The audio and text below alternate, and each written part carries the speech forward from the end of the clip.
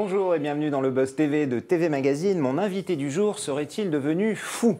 Cet homme, journaliste, réalisateur, marié, père de 2 enfants, apparemment normal, il vit avec son époque, celle des smartphones, des tablettes et des ordinateurs. Si vous ajoutez à cela qu'il est aussi un adepte des réseaux sociaux et qu'il ne travaille que par mail, vous comprendrez mieux le coup de folie qui lui est passé par la tête lorsqu'il a décidé de mener une expérience radicale, se déconnecter d'Internet pendant 3 mois. Le résultat de cette expérience, c'est un reportage documentaire que vous verrez ce soir sur Canal+. Ça s'appelle Digital Detox et le cobaye est sur notre plateau aujourd'hui. Bonjour Pierre-Olivier Labbé, merci de nous rendre visite. Je vous ai traité de fou d'entrée alors qu'on ne se connaît pas, le public ne vous connaît pas bien. Vous êtes un journaliste télé, vous réalisez des documentaires culturels, d'investigation pour plusieurs chaînes.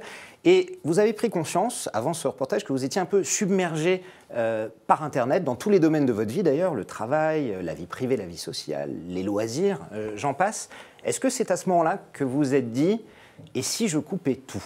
Absolument pas. Non ? Non, l'histoire, pour vous la faire courte, il y a 2 ans, j'étais en vacances, en l'occurrence au Maroc, et j'étais dans un endroit qui était totalement déconnecté. Je n'avais pas de possibilité de connexion à 15 km à la ronde, sauf dans la maison dans laquelle j'étais. J'y ai passé 15 jours, et j'ai passé 15 jours de vacances en permanence sur ma tablette ou sur mon smartphone. Sans sortir. Et il faisait beau pourtant. Et pourtant il faisait beau, la mer était pas loin, enfin l'océan était pas loin. Et j'ai quitté cette maison et j'en ai récupéré une qui était à 100 mètres à vol d'oiseau de la première. Et là, d'un seul coup, je me suis retrouvé sans aucune connexion possible. J'avais même pas de réseau téléphonique. Et en fait, je suis passé du tout à rien du tout. Et pendant 3 jours, j'ai eu un manque, parce que je pense qu'on peut appeler ça comme ça.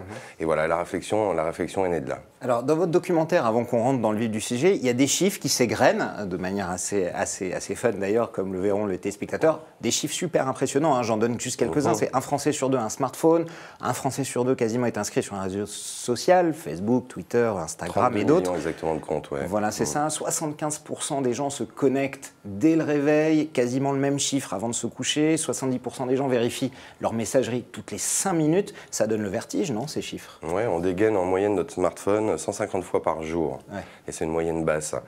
C'est des chiffres qui donnent le vertige, et ils donnent d'autant plus le vertige que encore une fois, c'est quelque chose qui est arrivé quand même très récemment dans nos vies et que c'est arrivé très très vite.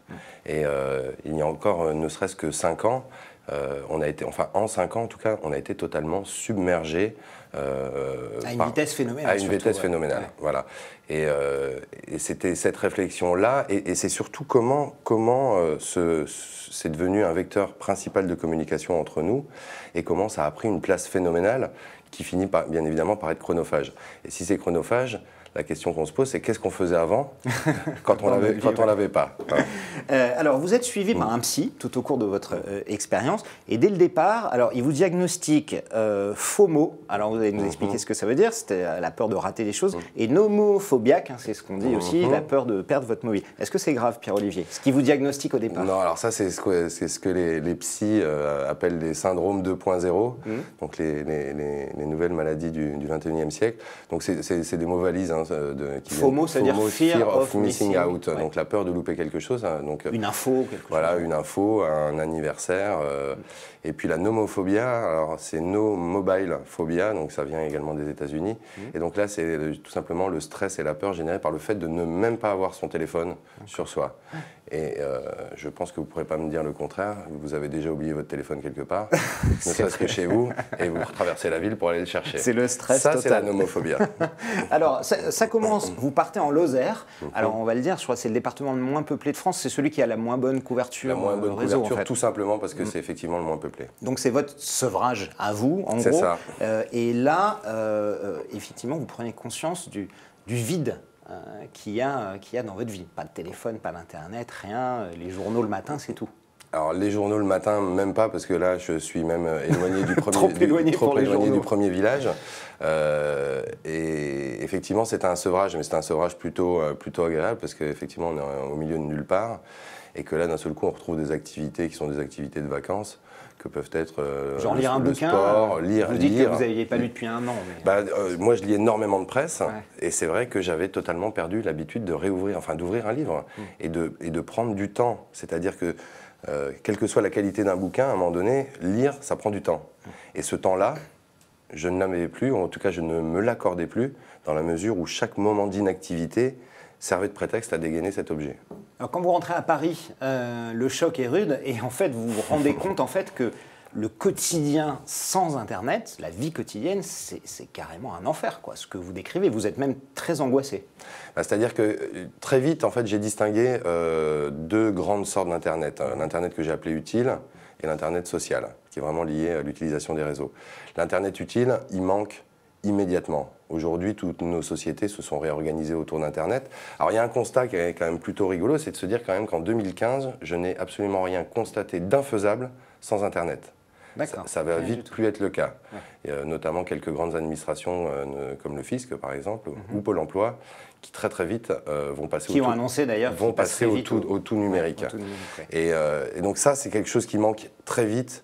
Et beaucoup, c'est-à-dire que ça demande un temps de réorganisation. Faire un virement bancaire, c'est forcément passer par l'agence, ou c'est forcément passer un coup de fil, prendre rendez-vous avec un conseiller. Voilà, c'est prendre un billet de train, c'est forcément passer par une agence de la SNCF ou aller à une gare. Voilà, c'est des choses qui redemandent de l'organisation et du temps. Et puis il y a l'Internet social. Alors l'Internet social, c'est différent parce que c'est celui qui était ultra chronophage chez moi.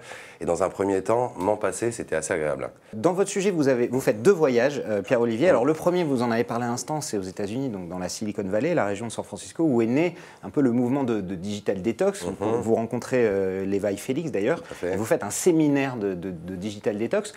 Pourquoi ce mouvement est né là où justement la technologie et le numérique a été lancé? C'est ce qui m'intéressait. En l'occurrence, j'y ai rencontré. En fait, ils organisent 2 sortes d'événements de façon hebdomadaire ou mensuelle.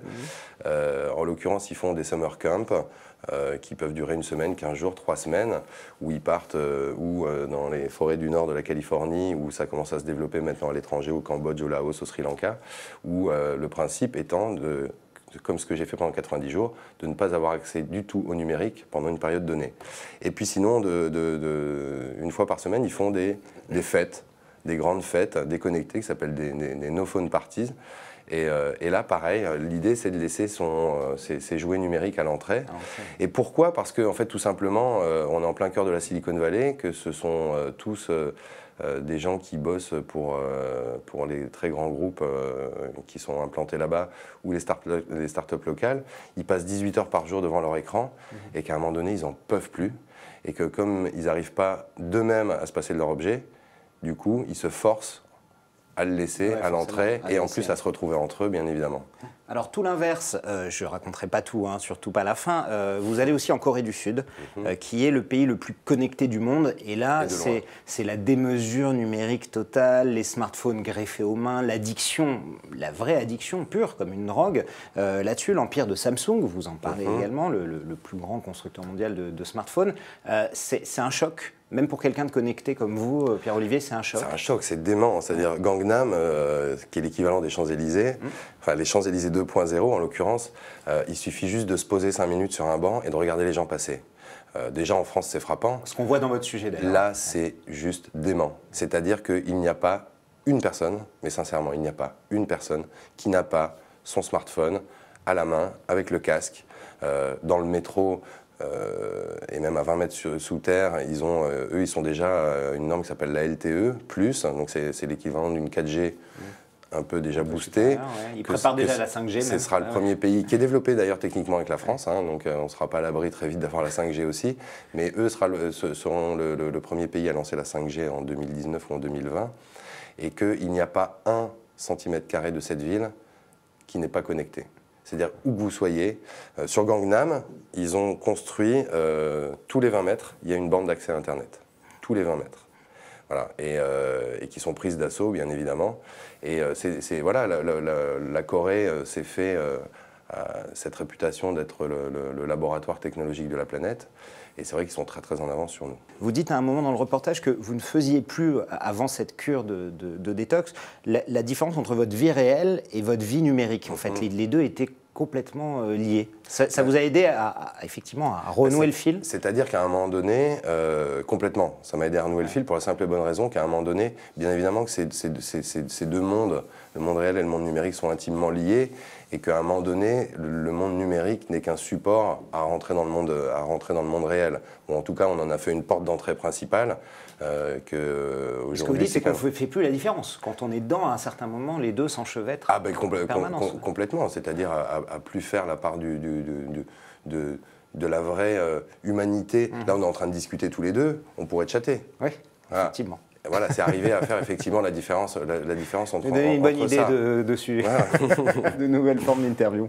Merci beaucoup en tout cas Pierre-Olivier Labbé. Merci d'être venu. Je rappelle qu'on vous retrouvera ce soir à 20h55 sur Canal+. Votre documentaire s'appelle Digital Detox et franchement c'est un reportage qu'on conseille à tout le monde de voir, accro aux nouvelles technologies ou pas d'ailleurs. Hein. Tout le monde se sentira concerné, plein d'infos, beaucoup de documentation et puis surtout c'est un sujet qui nous interroge sur le monde et notre rapport à la société. Qui nous interroge tous. Voilà. En tout cas, on vous souhaite plein de succès pour ce reportage. Merci d'être venu. Le Buzz TV revient demain avec un nouvel invité.